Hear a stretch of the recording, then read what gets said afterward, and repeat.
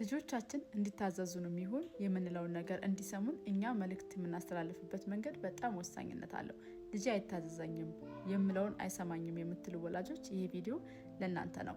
ልጆቻችሁ እንዲታዘዟችሁ እነዚህን 4 ቲፖች ሞክሯቸው። አንደኛ፣ ትእዛዝ ስታስተላልፉ ግልጽና አጭር አድርጉት። መጫወቻህን ለምን ትበታትናለህ? ቶሎ ሰብስብ ከማለት ይልቅ መጫወቻህን አንሳው ማለት። ልጆች ውስብስብ የሆነ ነገር የመረዳት አቅማቸው በጣም ዝቅተኛ ነው። ሁለተኛ፣ 2 ምርጫዎችን መስጠት።